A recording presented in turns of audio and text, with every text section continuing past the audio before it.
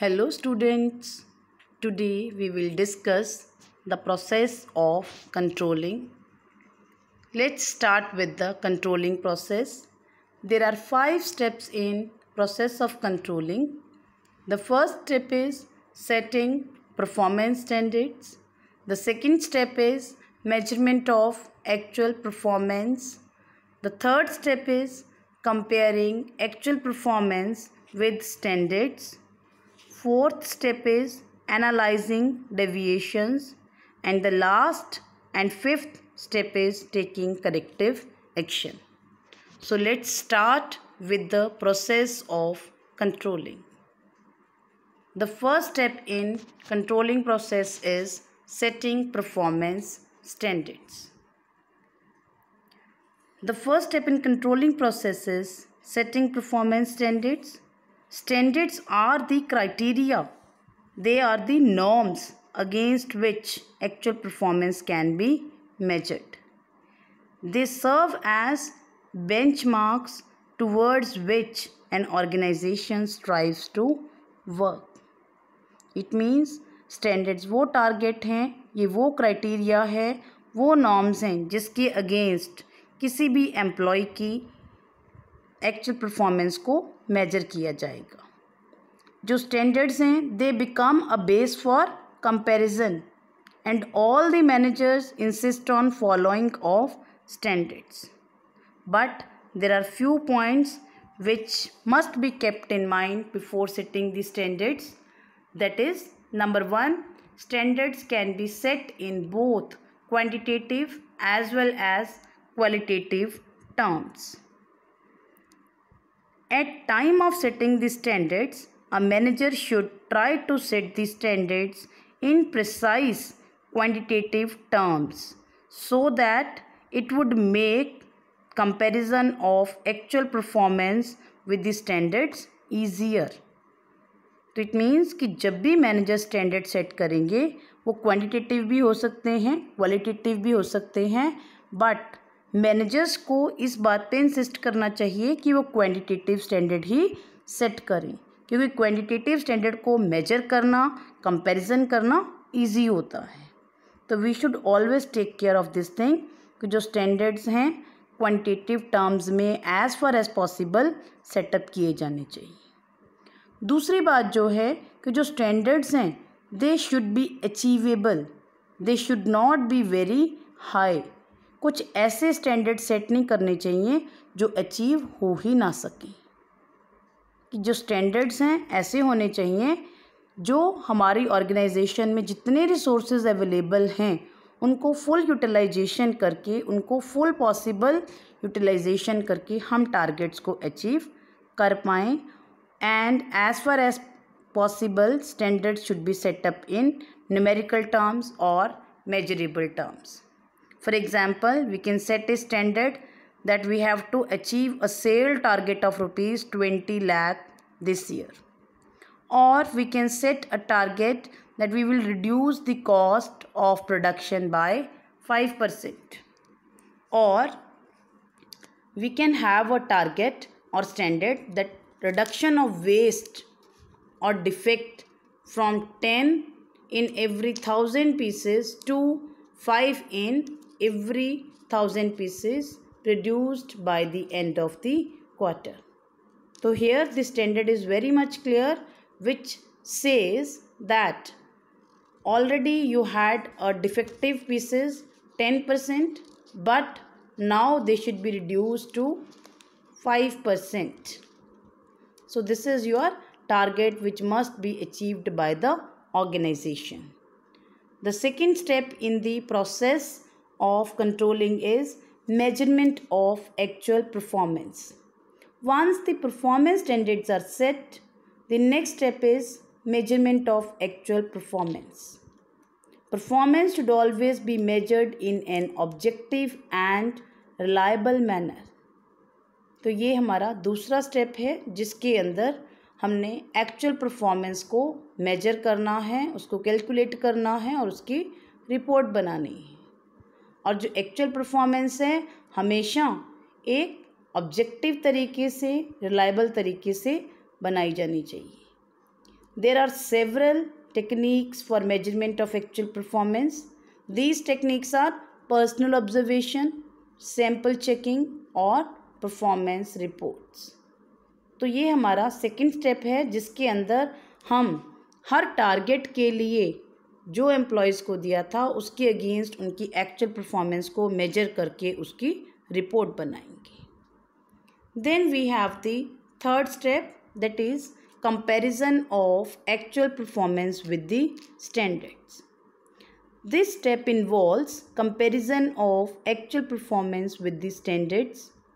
Such comparison will reveal the deviation between actual and desired results.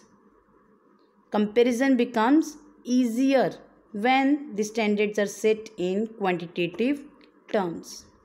अब इस step के अंदर हमने क्या करना है, हमने स्टैंडर्ड्स और एक्चुअल परफॉर्मेंस दोनों को कंपेयर करना है और उन दोनों के बीच जो भी डिफरेंसेस हैं, जो भी डेविएशंस हैं, उनकी कैलकुलेशन करनी है. इसके लिए ज़रूरी है कि जो स्टैंडर्ड्स हैं या जो एक्चुअल परफॉर्मेंस हैं, अगर वो क्वांटिटेटिव टर्म्स में होंगे तभी हम इजीली उनको कंपेयर करके डेविएशन फाइंड आउट कर सकते हैं. For instance, performance of a worker in terms of units produced in a week can be easily measured against the standard output for the week. मान लीजिए हमने एक वर्कर को टारगेट दिया कि उसने एक वीक में 100 पीसेस बनाने हैं, but he is able to produce only 80 pieces. तो जो 100 है वो हमारा स्टैंडर्ड हो गया, 80 हमारी एक्चुअल परफॉर्मेंस होगी. Now will find out the deviation. 100 minus 80 that is 20. 20 is the deviation which we found out by comparing actual performance with the standards. The next step in process of controlling is analysing deviations. अब third step के अंदर हमने deviations find out कर लिए. Fourth step के अंदर हम इनको एनालाइज करेंगे. So after identifying deviations, these deviations need to be analysed for their causes. अगर हमने डेविएशन फाइंड आउट कर लिए हैं तो अगला काम है हमें उन डेविएशंस के रीजंस ढूंढने हैं. What are the various reasons for the deviations between the actual performance and planned performance. Deviations may have multiple causes. बहुत सारे रीज़न हो सकते हैं जिसकी वजह से डेविएशंस आ सकते हैं. Some deviations are expected in all activities. Like nobody is perfect. Some deviations may be there. हर बच्चा क्लास में 100 में से 100 मार्क्स नहीं ले सकता. अगर टीचर ये एक्सपेक्ट करे कि मैंने तो 100% पढ़ाया, हर बच्चे के 100 मार्क्स आ जाएं, तो इट इज़ इम्पॉसिबल. तो ऐसा हो सकता है किसी के 100 में से 100 आए, किसी के 91 आए, किसी के 50 आए, किसी के 60 आए. बट हमें ये ध्यान रखना है कि जो भी डेविएशंस हैं they should be with in the acceptable range of deviations. और जब हम बिज़नेस की बात करते हैं तो वहाँ बहुत high amount of deviations are not permitted. Also, we need to take care of key areas of business. That any deviations in key areas of business need to be attended more urgently, more seriously, as compared to deviations in certain insignificant areas. It means कि अगर business के जो key result areas हैं वहाँ पर deviations आते हैं, उनको बहुत ही ज़्यादा अटेंशन दी जानी चाहिए. उनके लिए प्रॉपर एक्शन लिया जाना चाहिए कि किस तरह से हम उन डेविएशंस को डील करेंगे और कैसे हम करेक्टिव एक्शन लेंगे ताकि हम अपने टारगेट्स पर पहुंच पाएँ. There are 2 methods by which we can control the deviations. One is critical point control and another is management by exception. पहले हम बात करेंगे क्रिटिकल पॉइंट कंट्रोल की. It means we have to keep a focus on key result areas of the organization. The name itself is critical point control. Critical का मतलब है जो हमारे ऑर्गेनाइजेशन की सक्सेस के लिए बहुत ज़रूरी है. तो हमने सबसे पहले जो की रिज़ल्ट एरियाज़ हैं उन पर फोकस करना है, और अगर उनके अंदर कोई डेविएशन आता है उनको अर्जेंट बेसिस पर रिमूव करने के लिए प्रॉपर एक्शन लेना है. फॉर एग्ज़ाम्पल, अगर हमारी प्रोडक्शन की cost 5 rupees per unit increase हो गई, सो इट इज़ अ की result area. 5 rupees per unit increase होना किसी ऑर्गेनाइजेशन के लिए एक बड़ा मैटर हो सकता है. सो सबसे पहले हम जो हमारे क्रिटिकल एरियाज़ हैं, की रिज़ल्ट एरियाज़ हैं, वहाँ जो भी डेविएशंस आते हैं उनको अटेंड करेंगे. Another method for analysing the deviations is management by exception. अब मैनेजमेंट बाय एक्सेप्शन के अंदर क्या है, MBE का मीनिंग ही क्या है? An effort to control everything results in controlling nothing. It means the deviations which go beyond a specific range. जहाँ डेविएशन में हमारी जो स्पेसिफिक रेंज हमने डिटर्मिन करी थी उससे ज़्यादा डेविएशन आ गया, सिर्फ उन डेविएशंस को ही हमने ज़्यादा सीरियसली अटेंड करना है. Minor deviations can be ignored by the organization. तो मैनेजर्स जो हैं हर छोटे छोटे डेविएशन को, हर छोटे छोटे बात को कंट्रोल करने की कोशिश नहीं करेंगे. कंट्रोलिंग करते हुए, डेविएशंस को एनालाइज करते हुए दो बातों का ध्यान रखेंगे. वन इज़ की रिज़ल्ट एरियाज़, कि जो हमारे की रिज़ल्ट एरियाज़ हैं अगर वहाँ डेविएशन आता है they should be attended urgently. दूसरा, जहाँ माइनर डेविएशंस हैं उनको इग्नोर करना है, मैनेजमेंट बाय एक्सेप्शन. बट जहाँ पर की रिज़ल्ट एरिया के अंदर मेजर डेविएशन है, those deviations should be attended urgently. So that way we can analyze the deviations. Deviations analyze करने से हमें reasons पता लग जाएंगे. What are the various reasons due to which those deviations arose, कि कहाँ कहाँ पर हमारी कमियाँ हैं. The next step is, and last step, taking corrective action. This is the final step in controlling process. No corrective action is required when deviations are within acceptable limits. जहाँ deviations minor हैं या acceptable limits के अंदर हैं वहाँ कोई भी corrective action लेने की ज़रूरत नहीं है. However, when the deviations go beyond the acceptable range, especially in important areas, especially in key result areas, it demands immediate managerial attention so that deviations do not occur again and standards are accomplished. So here we can say कि when deviations are within permissible limits वहाँ कोई corrective action नहीं लेना. But when the deviations go beyond the acceptable range, जहाँ deviations ज़्यादा हो जाते हैं और वो भी की रिज़ल्ट एरियाज़ के अंदर, वहाँ पर हमने उनको अर्जेंटली अटेंड करना है और उनको सुधारने के लिए कोई ना कोई करेक्टिव एक्शन लेना है. In case the deviations can not be corrected through managerial action. अगर डेविएशंस इतने ज़्यादा हैं या मे बी हमारे स्टैंडर्ड्स ही हमने एक्यूरेट सेट नहीं किए, in that case the standards में also need to be revised.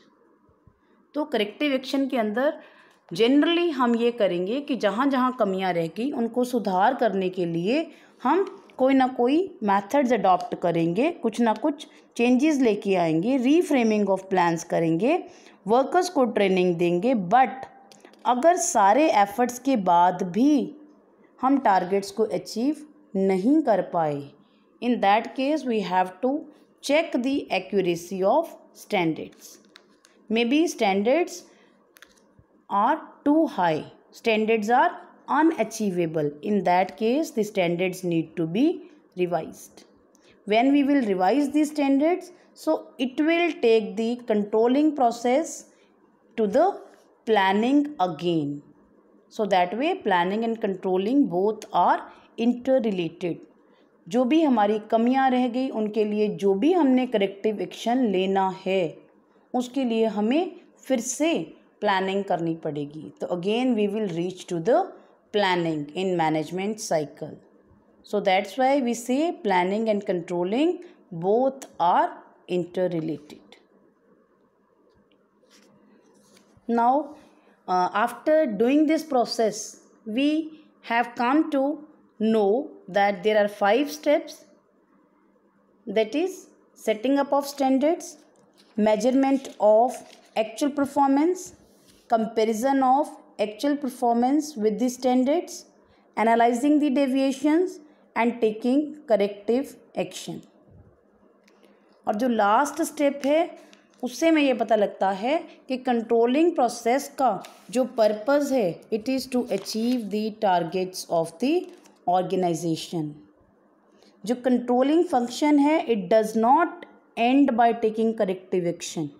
Corrective action लेने के बाद कंट्रोलिंग प्रोसेस रुक नहीं जाएगा.